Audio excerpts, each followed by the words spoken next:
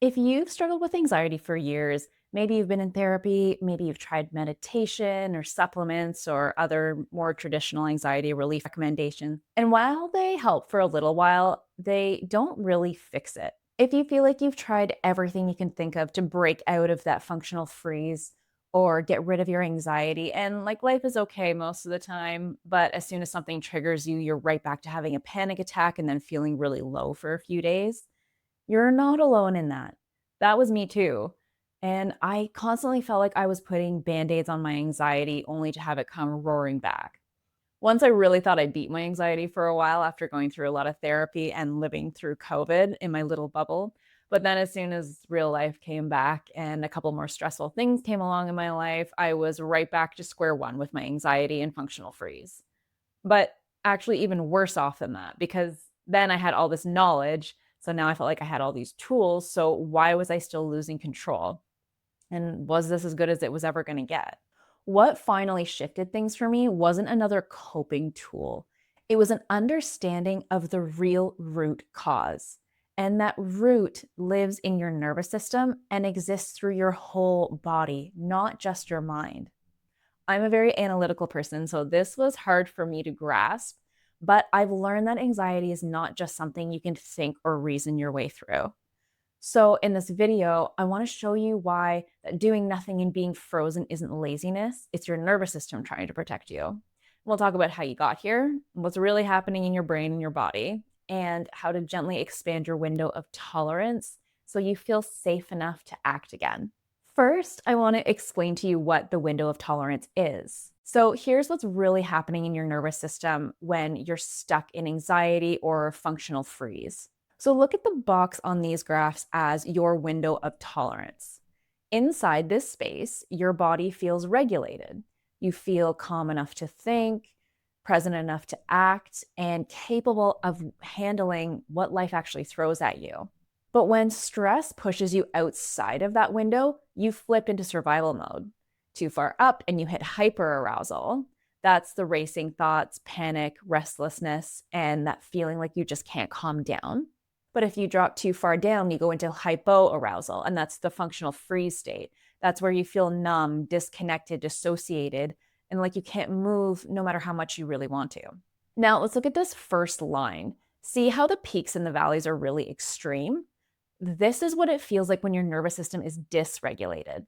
Even small stressors shoot you out of your window. And that's why something as simple as replying to a text, starting a project, or deciding what to eat can feel really overwhelming. And if you compare that to the second line, see how the waves are smaller and stay within the window? This is what a regulated nervous system looks like.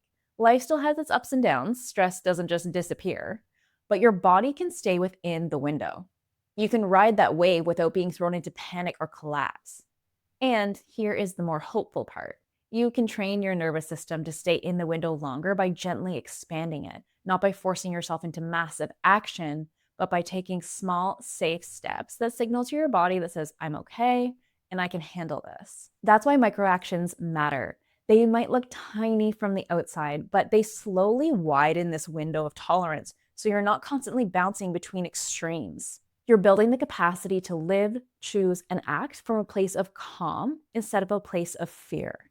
If you recognize yourself in this pattern, it often didn't start with you. Many women who live in functional freeze didn't wake up one day and just choose it. They grew up in a chaotic home, unstable environments, or under the shadow of narcissistic or emotionally abusive relationships. In those places, hiding felt safer than being seen. So you adapted the only way you knew how. You blended in so you wouldn't draw fire. You avoided conflict because fighting back never worked. You said, I'm fine with whatever, not because you didn't care, but because it felt safer than risking being attacked. And over time, those survival strategies hardened into habits. And even now, in environments that may actually be safe, your body still slams on the brakes the second you try to move forward. It's like driving with one foot on the gas on your dreams, your goals, and your true desires, and one foot on the brake, which is your fear of judgment, of failure, of rejection. Either way, the car doesn't move, the engine just burns out, and you end up going nowhere while still feeling exhausted, ashamed, and wondering if this is as good as it's ever going to get. But here's the truth. This is not your fault. Your nervous system is protecting you the only way it knows how. So, the best way to expand your window of tolerance isn't to push harder, it's to start taking your personal power back. Because at its core, anxiety is fear of the uncertain future. What if I can't handle it? What if I fail? What if everything falls apart? But when you build trust within yourself, when you know deep down that no matter what happens, I can take care of me, that fear slowly starts to dissolve. This is the real path out of freeze, not another coping strategy, not another plan that starts Monday, but developing an inner knowing that you can always count on yourself. That confidence is what actually breaks you out of functional freeze, and it's what really banishes anxiety for good. And here's where we start to get really practical. Because most women stuck in functional freeze and anxiety have already let go of self care. When you're stressed and anxious and overwhelmed, self care is usually the first thing to go. And why? Because it feels like the only thing you can cut out that won't let anyone else down. It only lets down yourself. But this is exactly where healing begins. Taking back self care in the smallest, most consistent micro steps is the path out of freeze and out of anxiety. So, if you're stuck in anxious and ruminating thoughts, I don't want you to start with meditation or mindset work. Those come later. You begin by getting back into your body, regulating your nervous system, and rebuilding that window of tolerance one small, safe step at a time. And here's how you begin. So now that we've talked about how you got here, let's talk about how you start moving out of freeze and back into your life. And remember, the point is not to force yourself into big, overwhelming action. The point is to rebuild trust with yourself one step at a time and show your nervous system that it's safe to gently expand out of your window of tolerance. The number one thing is to start with compassion. You cannot shame yourself out of freeze. So that voice that says, "What's wrong with me? I should be further along by now," or "Why can't I just get started?" It only shrinks your window of tolerance more. So instead, try reframes like, "My brain is protecting me, not punishing me." Or, "I don't need to have the whole plan. I just need to choose one step." Every time you soften the shame, you widen your window. Compassion is the opposite of collapse. The second thing that you need to learn is to learn to rest, not quit. When you collapse into avoidance and dissociation, your body thinks that you've given up. But intentional rest signals safety. So rest can look like wrapping yourself up in a blanket and closing your eyes and saying, "This is my reset, not my retreat."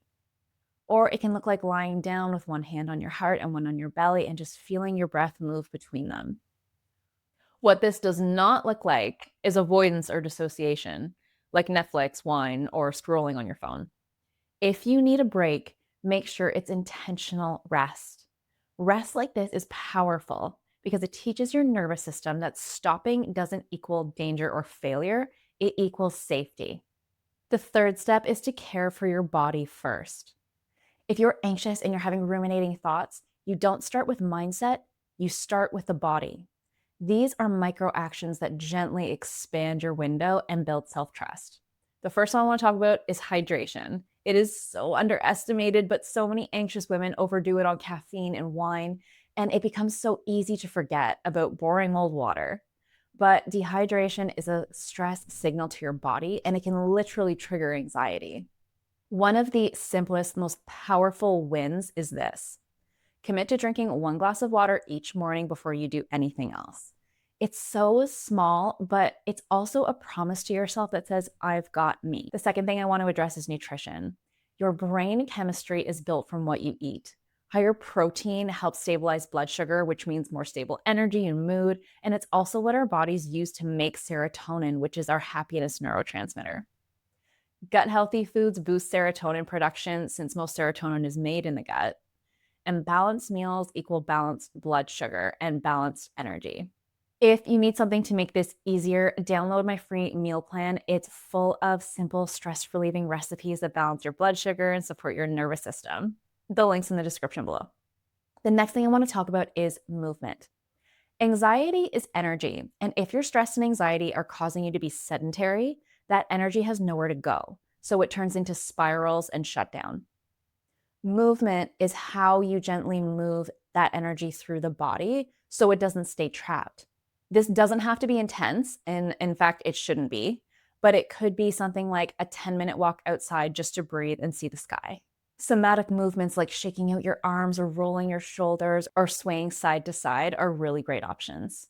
Or strength training. And here is the science: more muscle mass actually supports better mood regulation. Muscle isn't just strength for your body, it's stability for your nervous system too. Each of these is small on its own, but stacked together over time, they compound. They widen your window. They rebuild the trust you lost with yourself when self care was the first thing to go. I'm going to be very honest with you. The first few times someone mentioned micro actions to me, I totally brushed it off. I thought, that's nice. They're telling me to go for a walk for 10 minutes when my life feels like a raging dumpster fire. That can't be enough to actually change anything. And maybe you felt that too. If you're rolling your eyes at me when I'm talking to you about drinking a glass of water or taking a 10-minute walk while the world is collapsing around you, and that feels pointless, I get it. But here is the thing: that in itself is actually a symptom of anxiety. When you're stuck in functional freeze and type B perfectionism, your brain often lives in this all or nothing thinking. You believe that one day a switch will flip and suddenly you'll be able to do everything perfectly. And I'm telling you this because I love you and I want what's best for you. But you need to know that that switch doesn't exist. And waiting for it only keeps you stuck. The truth is, when you're frozen, slow, safe micro steps are actually the fastest way to change. Much faster than planning out the perfect routine, the perfect system, the perfect version of yourself that really never gets off the ground. Because here's how your nervous system works: every tiny step you take signals safety. So drink that one glass of water, your body feels cared for. Take a short walk, your system learns that movement is safe. Each act might feel small in the moment, but together they stack. Maybe you've heard of this concept before with money, but it's also true for physical and mental health. This is the truth of compounding. One action by itself doesn't change everything, but repeated, those actions build momentum. They rewire your brain and expand your window of tolerance over time. And time will pass anyway. A year from now, you're either going to be in the same cycle of avoidance or you'll have slowly and steadily built trust in yourself. Micro actions are how you shift from fear to freedom. And if you're listening to this and thinking, okay, I get it, but I don't trust myself to keep going on my own, this is exactly why I created my program, The Stress Solution, because the truth is, it's not about another quick fix. It's about building a framework for lasting change, a framework that brings together nutrition, nervous system regulation, and mindset work so you can finally step out of freeze for good. This is important. My coaching style is not about pressure. It's not about being perfect. It's about compounding these tiny micro actions. The same way we just talked about stacking one glass of water, one short walk, one nourishing meal. Inside the program, I help you stack those steps in the correct order and in a way that builds momentum so you can widen your window of tolerance and actually rewire your nervous system over time. Because this is how change really happens. Not by waiting for the magical day when you wake up and suddenly do everything perfectly, but by showing up for yourself in small ways, consistently enough that your body begins to trust you again. That's when the shift happens. That's when freeze starts to melt. And that's when you stop people pleasing, you stop abandoning yourself, and you start building real confidence that proves to you that no matter what comes, you can handle it. That is the work we do in the Stress Solution program. It's not just a program, it is a container where you don't have to do it alone. So, if you've been carrying the shame of doing nothing, I hope you can see it differently now. You are not lazy, you are not broken. You are someone whose nervous system learned that stillness was safer than being seen, and that was never your fault. But here's the more hopeful part: your body can learn something new. You don't have to stay stuck in that cycle forever.